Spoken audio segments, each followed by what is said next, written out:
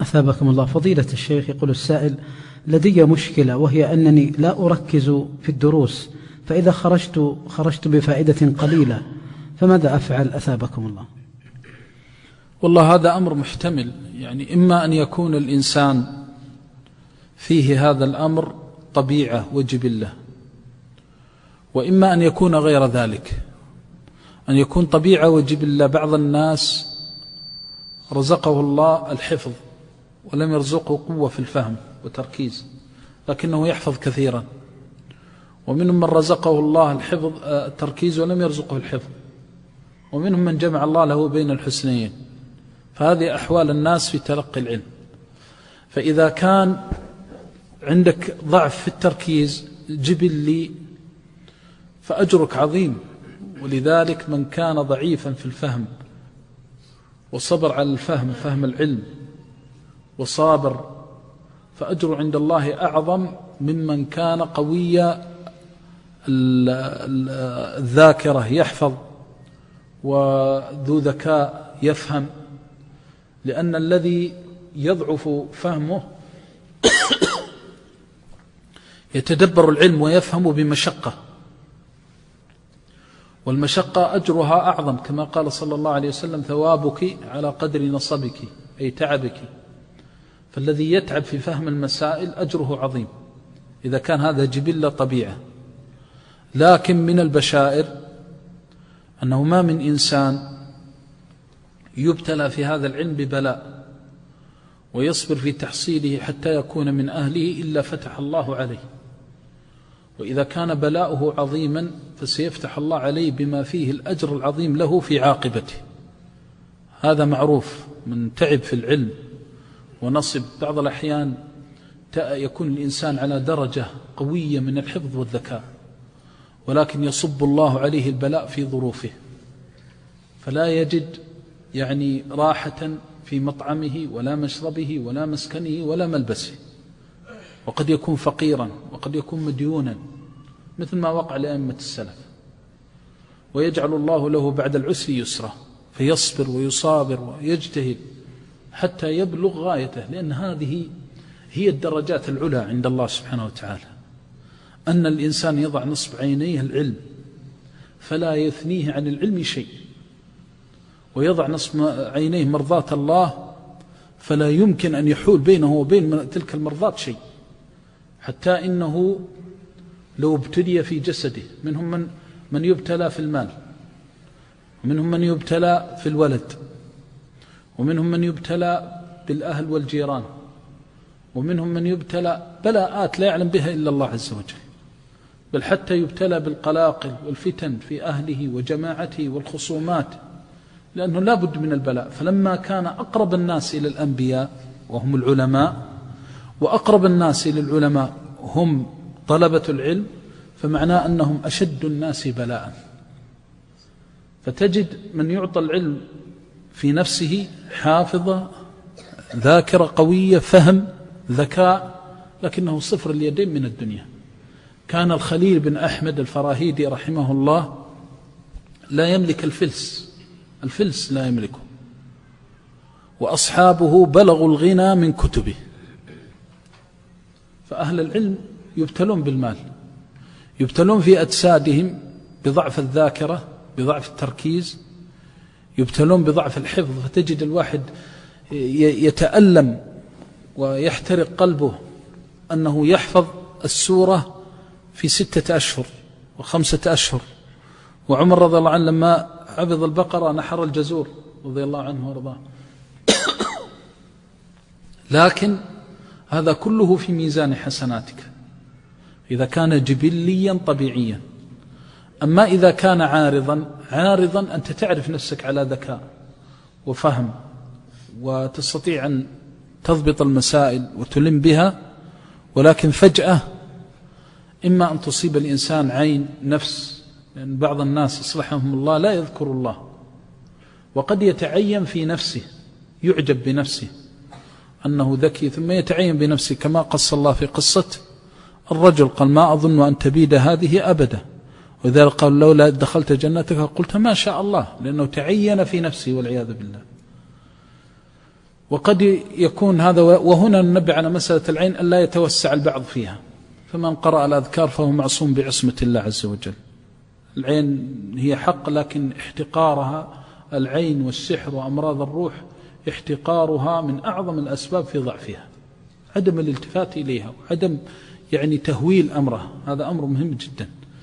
فيبتلى بالعين، يبتلى أيضا يكون على حفظ وفهم، ثم فجأة يضعف عنده الفهم والحفظ فيكون بسبب معصية. كان أبر الناس بأمه وأبيه فأصبح مشغولا عن أمه وأبيه.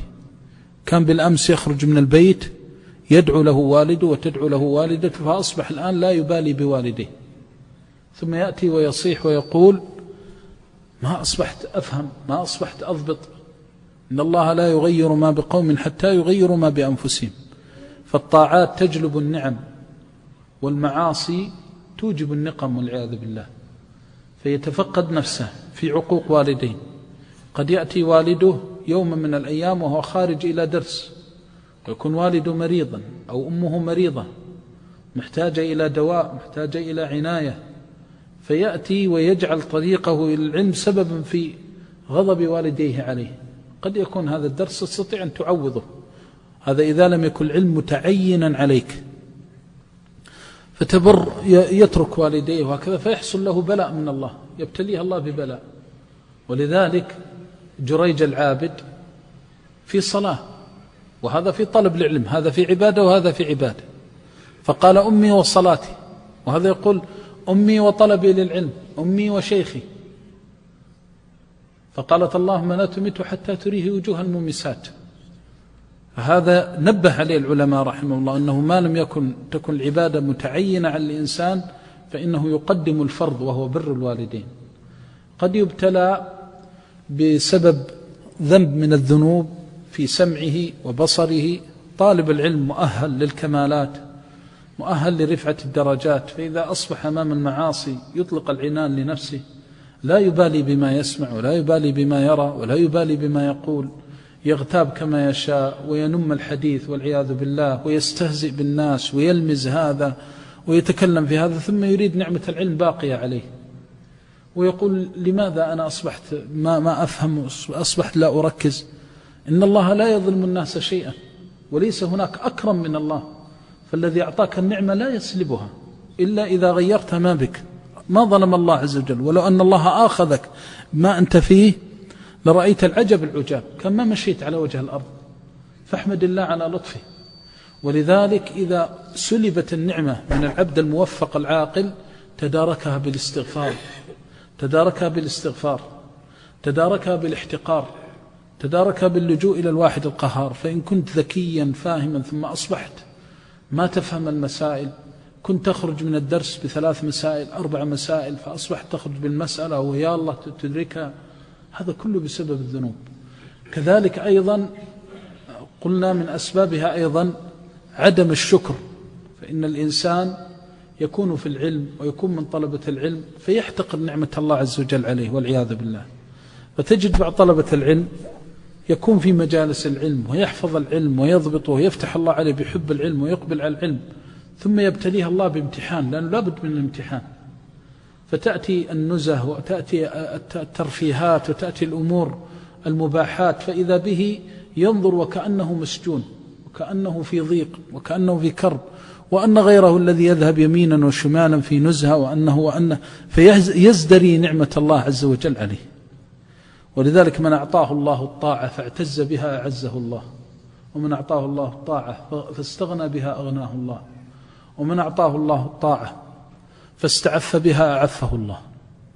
أن يشعر الإنسان أنه ليس على وجه الأرض أكرم على الله من أنبيائه، وأن العلماء ورثة الأنبياء، وأنه أقرب الناس إلى الأنبياء بهذا العلم.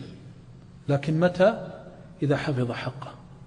لا يكون عندك شعور بالنقص. ولذلك تجد بعض طلبة العلم يبدأ في العلم بقوة وبمحبة وتفتح عليه ويحب أن يحفظ هذا العلم وأن يضبط هذا العلم، ثم فجأة والعياذ بالله إذا به يلم الشتات ولا يستطيع أن يدرك إلا القليل.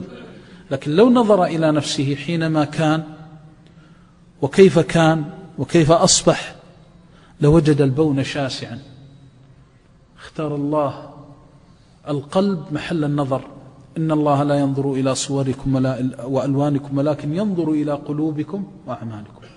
فمن كان في سبيل العلم معظما للعلم، معظما لمجالس العلم، إن من طلبة العلم من تساوي عنده الثانية عمره، الثانية في العلم تساوي عمره. لا يزال الله يفتح عليك في حب العلم حتى يجري في دمك وعرقك. لا يزال الله يفتح عليك في حب هذا العلم حتى تتفانى فتصبح ما ينقص لك حفظ ولا ينقص لك مراجعة ولا ينقص لك همة، دائما في علو. جعل الله إياكم ذلك الرجل. ومهما صحيح أنك في زمان، أن هذا الزمان زمان صعب، ولكن والله لو صعب الزمان وعظمت فتنه فالله أكبر من كل شيء. وإنها مفاتيح الخير كلها في هذا الوحي، مفاتيح الخير كلها التي تخطر لك على بال، والذي لا يخطر لك على بال هذا الذي تجس عليه قال الله قال رسوله عليه الصلاة والسلام. مفاتيح السعادة كلها، حتى إن أعلى الناس مقاما في الدنيا هو أفقر ما يكون إلى العلماء وأهل العلم بحكم الله عز وجل. فلا تذهب بعيدا، تسلب النعم، يسلب الحفظ، تسلب الذكاء، تسلب الراحة النفسية، يعظم القلق متى ما تغير القلب. لكن إذا كان الإنسان في العلم يعرف ربه ويحرص في كل كلمة يتعلمها، فضلا عن جملة، فضلا عن عبارة، كل ما تعلم شيئا قربه إلى الله. هذا الذي يوصف بكون علمه نافعا. العلم النافع جعل الله وإياكم من أهله. العلم النافع هو أنه لا يمر عليك يوم إلا وهو أفضل من أمسك، ولا تزال تحب هذا العلم حتى يجري في دمك وعرقك، فلا يضعف لك شيء في العلم، بالعكس كل يوم تزداد منه.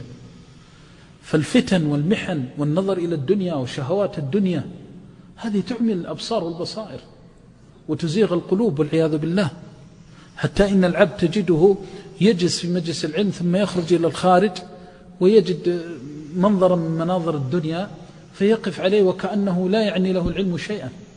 وذلك يحيى بن سعيد لماذا أحبه الإمام مالك وأصف بالعقل؟ لما جاء الفيل وخرج الناس وبقي في حلقته وما خرج من المسجد، فوجد فقال أنا ما قدمت لهذا، ما قدمت من أجل أخرج وأتفرج وأتنزه، قد هيئوك لأمر لو فطنت له فاربأ بنفسك أن ترعى مع الهمل. ولذلك تجد أولياء الله من طلبة العلم الصادقين والعلماء العاملين ما تسوي عندهم الدنيا شيئا في جنب أن يتعلم شيئا يقربه إلى الله أو يفهمه أو يضبطه. لو أن طالب العلم يحترق قلبه أن يتقرب إلى الله بكل كلمة يضبطها، يصبح يبحث عن الفهم كيف كان، وتجده يجلس بالساعات ولا يمل. ولذلك تجد بعض طلبة العلم يفنون أعمارهم، منهم من يشيب ويهرم. وأدركت أناسا والله قد وهن العظم منهم وخارت قواهم وهم يذهبون إلى المسجد ويراجعون المتون، يعرفون كيف يعاملون الله عز وجل، ولا يمنعهم من مراجعة العلم كبر ولا مرض ولا سقم. والله إنهم يقرؤون مثل أجرمية، أرى بعضهم يراجعونها مع بعضهم يحفظونها وهم صغار وهم فوق 70، يجلسون في طرف حلقة الوالد إذا انتهى الوالد من الدرس فيقرأ أحدهم المتن غيبا والثاني يسمع له، يكح من المرض، يكح حطمة من كبار السن، ما جاء وقال والله انتهى الوقت، هكذا وإلا فلا، إلى اللحد والموت معه والعلم معه، إلى اللحد. الذي يريد أن يعامل الله ويعلم أنه يعامل ملك الملوك وجبار السماوات والأرض يتفانى ولا يمكن أبدا يكل ولا يتعب ولا يضعف عنده لا فهم ولا حفظ، ويراجع المرة والمرتين والثلاث حتى يضبط. إن الله يسمعك، إن الله يراك، الله مطلع عليك لما تذهب إلى بيتك وتبسط الكتاب منك وتخرج من حلقة العلم. يقول بعضهم إني ضعيف في الفهم.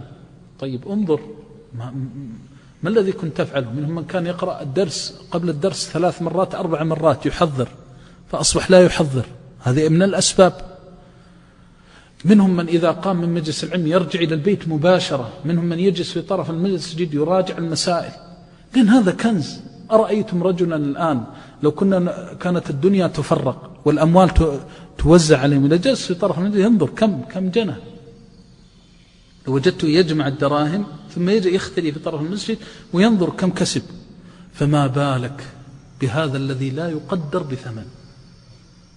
هذا الذي كان بعض السلف يسافر من قرية من مدينته إلى مدينة، بل من إقليم إلى إقليم، من مصر إلى الحجاز ومن الشام إلى الحجاز من أجل حديث واحد، وأنت اليوم تستخرج بضغطة زرار. كل شيء سهله الله لك، لكن في زمان الفتن والمحن، فذهبت مشقات العلم وبقيت الفتن. فأري الله من نفسك ما يرضيه، وجد واجتهد، واعلم أن الله لا يضيع أجر من أحسن عملا، وأنك إن صدقت مع الله صدق الله معك. ولذلك الذي تتعبه اليوم في الجد والتحصيل والضبط والحفظ، تخاف تقول أن عندي هذه أمانة، أنا أقرأ هذا الفقه لأخرج إلى الناس غدا، فحرام علي أن أضيع هذه الأحكام، لأني إذا تساهلت وهذا تساهل وهذا تساهل، من الذي يحفظ هذا العلم؟ فلما تحترق لضبط العلم وإتقانه لن تنسى من العلم شيئا. ولو كان الإنسان معظما للعلم كما أمر الله، لوجدته إذا جلس في مجلس العلم فذهبت عنه مسألة واحدة أقام الدنيا وأقعدها حتى يجدها. تجده يسأل فلان كيف المسألة الفلانية ويراجع. لماذا؟ لأنه يعلم أنه مسؤول عن هذا كله. لكن إذا أصبحت الغفلة وأصبح الإنسان لا يبالي بالذي سمعه، لا يبالي بالذي علمه، ما الذي جعل أئمة السلف رحمهم الله إذا ماتوا خرج من تحته عشرات ومئات من يحفظ للأمة علما؟ وأما اليوم إلا من رحم ربك، إذا مات فلن يخلفه أحد. وقف أبو هريرة رضي الله عنه على قبر زيد بن ثابت وبكى، وقيل إنه لما بلغه موته بكى، ثم قال لقد دفن الناس اليوم علما كثيرا.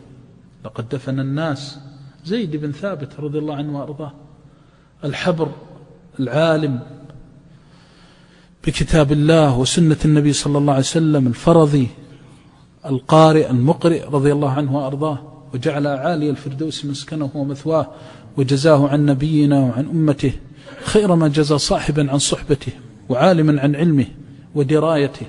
هذا الصحابي الجليل لما توفي بكى أبو هريرة فقال لقد دفن الناس اليوم علما كثيرا.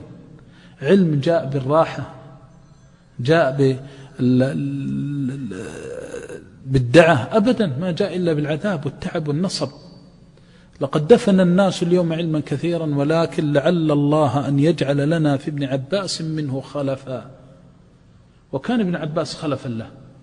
فإذا تريد أن تجلس في مجالس العلم وتحاسب نفسك، ما الذي أضعف ذاكرتك وما الذي أضعف همتك، وانتبه. إذا كنت في أمر تريده من مرضات الله فوجدت أن أي شيء في الإقبال على هذا الأمر أو ضبطه خف، فأكثر من الاستغفار وتب إلى الله وعظم الأمر، لأن من فاته القليل فندم عليه وخاف منه حفظه الله في الكثير. هكذا ينبغي لطالب العلم. فعليك أخي في الله أن تجد وتجتهد وتأخذ بالأسباب إذا كان هذا الضعف طارئا عليك، وتحول حالك بأي شيء يتعلق بالعلم. عليك أن تحاسب نفسك وأن تراجع ما بينك وبين الله عز وجل. من الأمور التي تعين على ذلك تغيير الحال، وهذا مهم في سؤالنا. البعض يقول طيب أنا الآن أريد أن أصحح وضعي وأرجع إلى حفظي وذكائي وفهمي. أولا إذا علمت السبب وعالجت السبب مثل ما ذكرنا فيما مضى، تحرص بعد ذلك على أن تجد وتجتهد في الرجوع إلى ما كنت عليه مهما كلفك الأمر. البعض يقول والله يا شيخ إني كنت أحفظ وكنت أركز وكنت أخرج من الدرس بعشرات المسائل، واليوم ما أقدر على ذلك، أحفظ المسألة والمسألتين. طيب نقول له راجع الدرس قبل أن تقرأ وركز أثناء الجلوس وكذا وكذا، وتعطيه. ثم يقول والله يا شيخ ما أقدر، حاولت ما قدرت. ما في شيء اسمه حاولت ما قدرت، هذا ما يصلح. ولذلك تجد بعض الأحيان بعضهم يقول والله يا شيخ كنت أقوم الليل فأصبحت ما أقوم، كنت أصوم الاثنين والخميس أصبحت ما أصوم. تقول له اتق الله وتذكره بالله عز وجل، ثم يقول لك يا شيخ ما أقدر. إذن أهل المعاصي حينما نأتي نقول لهم اتركوا معاصيكم، أرأيتم العياذ بالله المبتلى بالخمر المبتلى بالمعاصي، لما تقول له اترك معصية الله يقول لك ما أقدر، مباشرة ستقول له يا أخي لم يكلفك الله ما لا تطيق. هذا عبث من الشيطان. ولذلك إياك ثم إياك أن تقول في خير لا أستطيع، لأن هذا من أبرز الدلائل وأوضحها والعياذ بالله على فتنة القلب. إياك، بل تقول اللهم إني أسألك التوفيق، اللهم أعني. والبعض تجده دائما يركز على أنه يريد موعظة، يريد نصيحة، يريد حتى يترك الذنب، وهذا خطأ. ليس هناك موعظة أعظم من موعظة كتاب الله عز وجل. ومن عود نفسه أنه دائما يسمع إلى نصائح المشايخ حتى يردوه فهذا في ضعف. عليه أن يرجع إلى كتاب الله وأن يتعلم كيف يعامل الله فيما بينه وبين الله. وأما إذا أصبح ما يتحرك إلا بموعظة، وكل ما جاء يأتي يقول هي المواعظ فيها بركة وفيها خير، لكن أعظم من هذا أن تكون موعظتك تكون بكلام الله عز وجل، لأن الشيخ لا يدوم لك، لا يدوم لك الشيخ، وإن دام فلن يبقى بصحته وعافيته، وإن فالعوارض كثيرة والشواغل كثيرة، فاستعن بالحي الذي لا يموت وتوكل على الحي الذي لا يموت. فهذا العجز في العلم لا ينبغي لطالب العلم يقول والله حاولت هذا، أبدا، ارجع وجاهد واجتهد. والنقطة الأخيرة أنك إذا قلت من الآن سأصبح أقرأ الدرس المرتين والثلاث، وأراجع قبل الدرس، وأنتبه أثناء الدرس وبعد الدرس، ستجد عوائقا. المرة الأولى صعبة، ثم المرة الثانية أصعب، ثم المرة الثالثة لا أهون من مراجعة الدرس، لأنك أريت الله من نفسك الصدق، فيمتحنك الله في المرة الأولى والثانية والثالثة. وهذا مثل المعاصي، أن من يتركها يبتلى بتذكرها، فإذا أرى الله من نفسه الصدق في التوبة أذاقه الله حلاوة التوبة ولذتها، فيتلذذ بتوبة الله عليه أعظم من تلذذه بالذنب الذي أصابه. ويتلذذ من ترك التواني في العلم بالإقبال على الله والجد فيه أعظم من لذته بما وجده من تواني. ما وجدنا عند الله عند غير الله عز وجل شيئا أعظم مما وجدنا عند الله. كل الخير عند الله والخير بيديك. فلا تظن أنك إذا طلبت العلم أو كنت في مجالس العلم أو أردت أن تفني عمرك في ضبط العلم وإتقانه أن هناك شيء أفضل مما أنت فيه. فاللهم إنا نسألك بأسمائك الحسنى وصفاتك العلى أن تغفر ذنوبنا التي تحول بيننا وبين فتحك ورحمتك وتوفيقك وتسديدك وتأييدك. اللهم اغفر ذنوبنا أجمعين واشملنا بعفوك وبركاتك ورحماتك يا أرحم الراحمين. ونسأل الله أن يجعل لنا ولكم من هذا العلم أوفر حظ ونصيب في العلم والعمل والدعوة والإخلاص لوجه الله والقبول منه، وهو السميع العليم، والله تعالى أعلم.